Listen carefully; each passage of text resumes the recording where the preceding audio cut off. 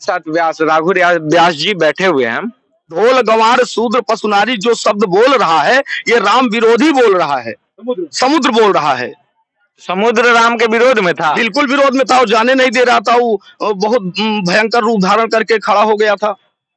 लेकिन जब भगवान ने उसको जो है सिख दी ही, जब शिक्षा दे दिया कि नहीं आज से ढोल गंवार शूद्र पशुनारी सिख के अधिकारी हैं, ताड़न के अधिकारी नहीं। ताड़न के अधिकारी ये राम विरोधी जो आज हम लोग नवरात्र में जो है। तो आप बोलना चाहते हैं कि जो बिहार के शिक्षा मंत्री हैं, जो यूपी के नेताजी लोग हैं, उनको समझ राम विरोधी है ना। हाँ, जो अगर वो उनको नहीं सीख लिया राम विरोधी। हाँ बिल्कुल, अगर ये उनको ज्ञान नहीं है, जिस दिन ज्ञान हो जाएगा राम के पक्ष में आ जाएंगे। उनको प्रसंग का ज्ञान नहीं है कि बोल तो सपा बसपा कांग्रेस ये सभी राम विरोधी हैं। अगर ये देखिए हमारे ये सभी राम नहीं देखिए क्लियर कट क्वेश्चन शिक्षा की कमी है, इन लोगों को शिक्षा की कमी है, इन लोगों का रामायण का ज्ञान नहीं है। तुलसीदास से भी बड़ा अपने को ज्ञानी मान लिए हैं। ज्ञान तो यहाँ पे सबको है, सब यहाँ पे राजनीतिक रोटी सेकने में लगा हुआ है। जैसे हम लोग जो है नवरात्र में देवी मान करके कन्या की पूजा करते हैं, कुछ लोग कन्या को भोग का साधन मानते हैं, तो जो भोग का साधन मानते हैं वही राम विरोधी है, वही समुद्र है। रामायण में भी राम विरोधी हैं और रामायण में भी राम के भक्त हैं। आज भी राम विरोधी हैं। हम राम विरोधी नहीं कह रहे हैं उनको स्वामी प्रसाद मौर्य को, हम उनको अज्ञानी मान रहे हैं। जिस दिन उनको ज्ञान हो जाएगा कि बिहार के शिक्षा मंत्री को भी अज्ञानी मानते हैं, राम विरोधी नहीं है। देखिए जब एक संत द्वारा कहा गया है कि वो अज्ञानी है, तो अज्ञानी को किस तरह से मुख्यमंत्री बना देते हैं शिक्षा मंत्री, ये भी तो सवाल उठता है कि ज्ञानी आदमी को शिक्षा मंत्री बनाना चाहिए कि अज्ञानी को बनाना चाहिए। कोई शिक्षा मंत्री बन गया इसका मतलब ये नहीं है कि वो बहुत बड़ा शिक्षित है। देखिए तब तो उस देश की प्रजा, उस राज्य का मतलब पूरी तरह से आप कहिए कि प्रणाली ही गलत है। क्योंकि अगर एक मूर्ख आदमी शिक्षा मंत्री हो जाए तो उस राज्य का शिक्षा व्यवस्था तो ऐसे ही लचर हो जाएगी। तो आप वहाँ की शिक्षा व्यवस्था देख लीजिए ना कितनी अच्छी है। वहाँ के अध्यापक को जो है आ से लेकर ज्ञा तक के हम आप लोगों की टीवी में देखे हैं कि उनको जो है नहीं आता है कई जगह। तो यही तो हो रहा है भाई।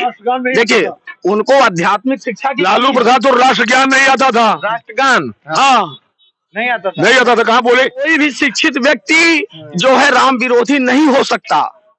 जो राम, मैं ये बोल रहा हूँ कि राम विरोधी क्यों, किसी भी मतलब धर्म का विरोध नहीं करना चाहिए, किसी भी धर्म का विरोध नहीं करना चाहिए। हर धर्म अपने में श्रेष्ठ है, मानते हैं कि नहीं? नहीं, हर धर्म श्रेष्ठ नहीं है, क्योंकि हर धर्म की संस्कृति अलग है। जिस धर्म की संस्कृति ये हो कि सबको मार के मेरा ही फार्मूला चले, उस धर्म को हम श्रेष्ठ कैसे मान सकते हैं? कहाँ कोई धर्म में ऐसा लिखा? ये जिहाद है ना कि सबको मारो, काफिर को मारो। कुरान में आप अगर अच्छे से कुरान को मतलब ऐसा है बाबा कि कुरान को अगर अच्छे से पढ़िएगा तो वहाँ कहीं पूरे कुरान में जिहाद नाम का वर्ड नहीं है। अच्छा देखिए, हम कहते हैं कि विश्व का कल्याण हो, अच्छी बात है नहीं? सब उसमें भी लिखा हुआ है विश्व का, वो बाइबल हो या कुरान हो या गीता हो, अगर आप तीनों को एक साथ पढ़िए तो तीनों का सारांश आपको एक मिलेगा। अच्छा मैं 1 मिनट एक प्रश्न केवल आपसे छोटा सा करूंगा। हम कहते हैं कि विश्व का कल्याण हो ना, पूरे विश्व का शांति हो, विश्व का कल्याण, मेरा केवल हिंदू का कल्याण ना हो। और वो कहते हैं ला इलाहा इल्लल्लाह मुहम्मदुर रसूलुल्लाह, कि हे अल्लाह केवल आप ही हो, आपके अलावा कोई नहीं है। जो निराकार परम ब्रह्म को मानते हैं, हम लोग भी मानते हैं निराकार परम ब्रह्म को। जिनका कोई आकार ना हो उनकी वो पूजा करते हैं। हमारे धर्म में दोनों तरह का पूजा होता है, निराकार और आकार, साकार ब्रह्म जिसको करते हैं, उन दोनों का अगर हम पूजा करते हैं तो क्या गलत है? वो निराकार करते हैं, हम भी बोलते हैं कि परम ब्रह्म परमेश्वर से ऊंचा कोई नहीं है, बोलते हैं। धर्म में जो नियम है, जो संस्कृत है, उसकी बात मैं कर रहा हूँ। मैं ये नहीं कह रहा हूँ, मेरा एक ही बात है, हम बात कर रहे हैं धर्म पे, संस्कृत पे अभी बात नहीं कर रहे हैं। जब संस्कृत पे बात करेंगे तो फिर संस्कृत पे बात करेंगे। हमारी धर्म की संस्कृति जो है सबको साथ लेकर चलने की है। अन्य धर्मों की संस्कृति जो है केवल उनके मजहब को जो माने उसी का कल्याण कहीं नहीं है, ऐसा कहीं नहीं लिखा गया। कहते हैं काफिर को मारो, काफिर। हाँ, कौन धर्म में ऐसा लिखा गया? कहीं नहीं। ये गलतफहमी है, और ये गलतफहमी किसी भी धर्म, वो चाहे हिंदू हो, मुस्लिम हो, सिख हो, ईसाई हो, कहीं पे भी अगर आप सामूहिक डिबेट करना चाहेंगे मेरे साथ और किसी पेड नेटवर्क के साथ अगर करना चाहिए तब अलग बात है। अगर मेरे साथ बैठ के फैक्ट पे अगर बात कीजिएगा कहीं दिखा दीजिए कि मुस्लिम के ग्रंथ में जिहाद लिखा हो, काफिर लिखा हो। लेकिन महाराज जी इस बात का आप एकदम नहीं, तो एक बार आप पढ़ लीजिएगा, कहीं पे भी ऐसा नहीं लिखा हुआ। किसी भी ग्रंथ, आप बाइबल, गीता और कुरान तीनों को एक साथ अध्ययन कीजिए और 1 साल बाद आप पाइएगा, जब तीनों को अध्ययन कर लीजिएगा, कि तीनों एक है। वही बात है ना कि जो वक्ता होते हैं, जो कथाचार्य होते हैं, जो कथा बोलते हैं, वो बताते हैं कि इसमें ये लिखा हुआ है, और अगले के धर्म में बहुत कम लोग पढ़े हुए थे, जो दूसरे हो, जो नहीं, जो दूसरे हो, दूसरे देश। काफिर किसको, दूसरे नहीं, काफिर किसको कहा जाता है इस्लाम आपके हिसाब से किसको कहा जाता है? काफिर उसको कहा जाता है जो इस्लाम को न माने। इसको भी नहीं कहा जाता है। अगर आप इस्लाम नहीं मानते हैं तो काफिर कुरान का शब्द है। हाँ। कुरान की आयत में नहीं बता पाऊंगा इस समय किस आयत में है। काफिर का मतलब है मूर्ति पूजकों का या तो कत्लेआम करो या उनको अपने मिलाओ। ये कुरान की आयत का शब्द है। कौन से कितने नंबर आयत में है? कुरान में काफिर शब्द है। काफिर का अर्थ होता है मूर्ति पूजक। मूर्ति पूजक अगर हैं तो उनका विनाश करना सवाब है, पुण्य है। ये काफिर शब्द कुरान का है। किस आयत में समय दीजिए, नंबर रहेगा मैं बता दूंगा बाई फोन। उसमें कहा जाता है काफिर ना ना ना जो नहीं इस्लाम का।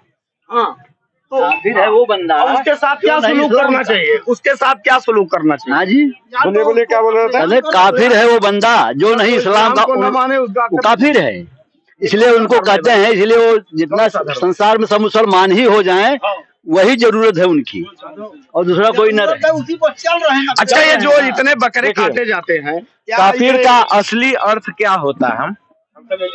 कि जो कुरान को ना मानता हो। हाँ, जो कुरान को ना मानता हो, वही तो रियलिटी यही है। आपने भी जो बोला, जहां से भी पढ़ा, ये मुझे पता नहीं है कि आप कहाँ से पढ़े, किस आयत से पढ़े, लेकिन काफिर का नहीं सुनिए, बताते हैं। जैसे हिंदू में भी बहुत लोग हैं जो काफिर है, हिंदू होते हुए जो राम को नहीं मानते हैं। मानते हैं कि नहीं? एक मिनट, जो हिंदू धर्म को नहीं मानता है, हम उसे कत्लेआम के आदेश नहीं देते हैं। अभी हम उसका भी कल्याण सुनिए। लेकिन जो राम को नहीं मानता, उसको जिहाद के माध्यम से वो लोग हत्या करते हैं, कहते हैं कत्ल कर दो। ये इस्लाम को नहीं मानता। ये कई नेता और कई महाराज जी का ये बयान है कि जो भी रामचरितमानस को के या राम के ऊपर कुछ बोला हो, उसे सजा मिले, उसे जेल, उसे फांसी चढ़ा देना चाहिए।